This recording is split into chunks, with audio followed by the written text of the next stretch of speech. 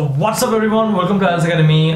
I have been uploading videos about my experiences at interviews at various companies, and it seemed like you guys are loving those videos. I got a good response from those videos, and so thought of making a whole series of all the things that you need to know about while you're preparing for interviews, starting from the first round to the last round of any interview process.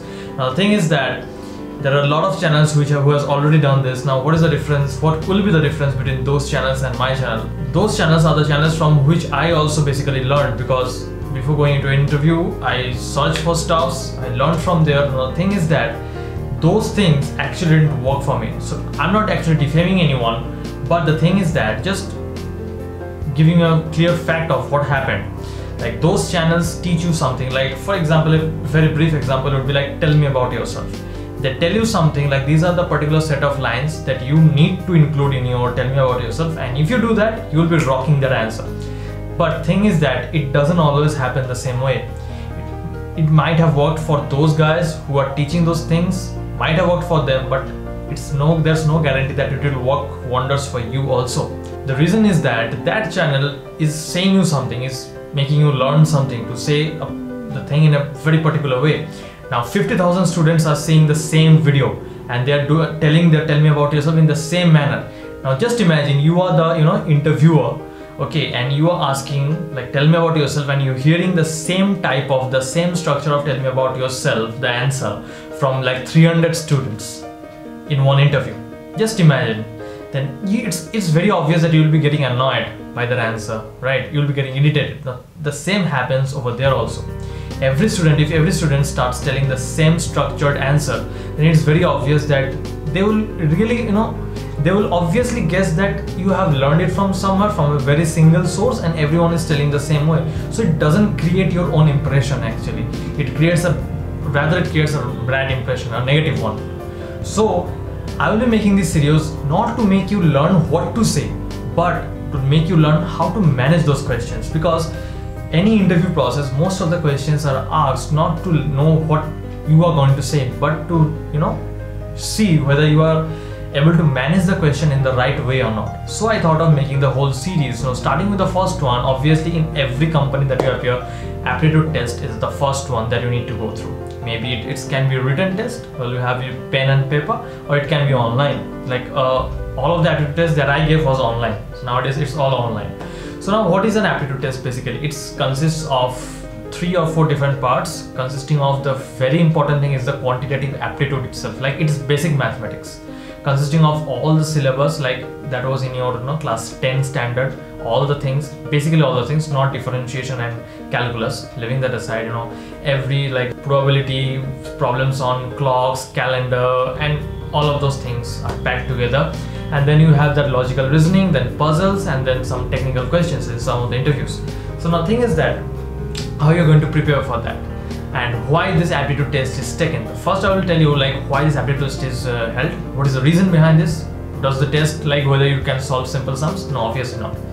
They won't be giving you simple sums. They might look like simple, but the procedures are quite long if you do it in the primary way, like the way you were taught in your school. If you do it in that way, you will be able to solve those questions, but one question will be taking a lot of time. So you don't want that, because in aptitude test you are like given like 1 minute for every question, I guess. That is the on an average basis. In some companies it is even lesser, and in some companies you might get 2 minutes for every question. So aptitude test is basically to judge your problem solving attitude, whether you are able to solve the problems in a faster way, in a quicker way than all of your competitors. That is the thing that is tested over there. Like what happens with many of the people, any of the nervous people, what happens with them is that whenever they come across a question, even before solving that question, they start to get nervous, like whether I will be able to solve it or not. And that panic attack, kicks you out of the aptitude round then and there only. Because if you start panicking seeing the questions, maybe you are able to solve that, maybe you will be able to derive those things, you will be getting the answer maybe, but your nervousness is will be restricting you from doing those questions. Like I have seen this happening with many of my classmates. So now the thing is that without aptitude test, you won't be able to go further deep into any of the interview rounds in any of the companies. So be very careful with this aptitude round. Now, how are you going to crack this aptitude round? It's a very simple procedure, I will say, because me myself, I did this procedure. I am sharing what I have experienced. Like, go through these steps, and I guarantee if you are a good student and if you can understand the things very well, then you will be cracking every aptitude test that you are actually appearing for. First, let me clear one thing, that I was not able to crack one of the aptitude tests. The first company that I appeared for, I wasn't able to crack it, and then in every of the companies that I appeared for, like 5 or 6 of them, I was able to crack the aptitude part at least. Like, yes, I was above that. I crossed the aptitude part.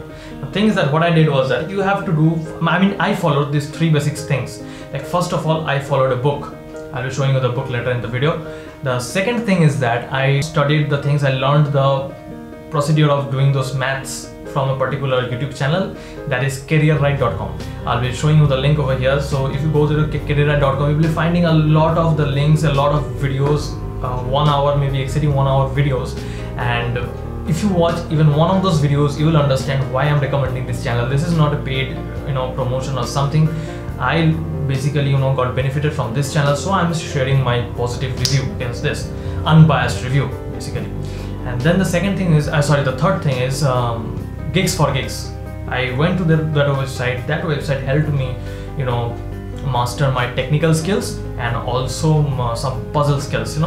Puzzles are really difficult to solve, but if you solve at least more than half a portion of the puzzles that is available on Gigs for Gigs, I guarantee you will be able to What happens with puzzles is that the more you do it, you get the mechanism of doing it, the way by which you will be getting into the answer. So study those puzzle questions, solve them from Gigs for Gigs, and also your technical questions from Gigs for Gigs, and you will really get benefited from there. And check out that YouTube channel, that is careerright.com. I will drop the link in the description below also.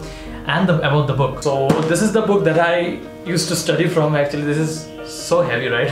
Don't get scared, I didn't complete the whole of it, not even half of it. It consists of 3 levels, like level 1, level 2 and level 3. Like, this is the cover page, and this is Quantitative Aptitude by Kiran. You can find it online, and if I find the link to this, I'll be dropping it in the description below. So there was 3 levels of it. The first level is the easy one, the second level is the harder one, and third level I didn't even get there. I didn't even see the questions of this third level. But what happened, when I was solving these questions, I could have solved the first part easily. If I knew the concept, I would have solved it. But it would have taken a lot of time for me to solve. Now that was the thing that I need to correct. So I went to careerright.com, because in careerright.com there are a lot of the procedures, a lot of steps by which you will be able to solve a long question in like 2 or 3 steps, or by looking at the question you will be able to say the answer, or how you will be doing it, you'll be able to say that. So Careerright helped me increase my speed actually in completing these questions. So this book was giving me the questions, Careerright.com gave me the way of doing it. And after seeing Careerright.com multiple times, I was able to solve a lot of the questions, and it became really easy for me to solve all those questions. Now what happened, now this was for the quantitative aptitude part, and also the logical reasoning questions are also in careerright.com, but I wasn't that much good at logical reasoning. I didn't do much of the questions from logical reasoning, just a few of them, just a few basic concepts I cleared them. That was okay for me. And from Gigs for Gigs I did my technical part, as I said earlier. So this is the whole thing that I did, and it took me like 3 months to get to master everything what I said till now, like the quantitative aptitude part, the basic mathematics, the logical reasoning, not that much, and then the technical part, and also the puzzles. So these are the 4 things that you need to be fluent enough, and obviously in the basic mathematics part and on the technical part, these 2 are the main one, and then comes the logical reasoning and the puzzles. You have to be very fluent in this stage of your interview, otherwise you won't be able to crack any further of the rounds, you won't be able to go for any further rounds. So now the thing is that from when will you start studying this aptitude part, like from 2nd year, like from 3rd year, when you will start? Well, I started it from the semester break after 6th semester. Yeah, after 6th semester I got the semester break. I started studying from there on, and it took me 3 months from that semester break. So in the first one or two of the interviews, it was difficult for me to crack the questions, because I studied a lot of things, but I have a tendency to forget things, to forget what I learned. So I had to get them clear by watching the same video again and again. So overall it took me 3 months. It can be lesser for you, it can be greater for you, the number of days that you need to study depending on your ability. So this is the thing that helped me crack every of the aptitude tests that I appeared for, and this is the thing that I will also suggest you, because these 3 things will help you crack any of the interviews, any of the aptitude rounds in any of the interviews. So I'll be making videos on the further rounds of the interview process that you will go through, and be sure that you don't miss them by hitting the subscribe button and also the bell notification icon to get notified each time I come up with a new video. And the next video will be about how to crack a GD, a lot of things you need to know about that I'm discussing in any of the YouTube channels out there. So but first, be very careful, be very studious in this part. Actually, you have to be very confident in your aptitude, otherwise no one is going to see your face in the interview rounds. So that's it for today. I hope you like this video. Don't forget to hit the like button over there, and until I upload my next video, stay happy, stay blessed, and keep watching IELTS Academy. Thank you.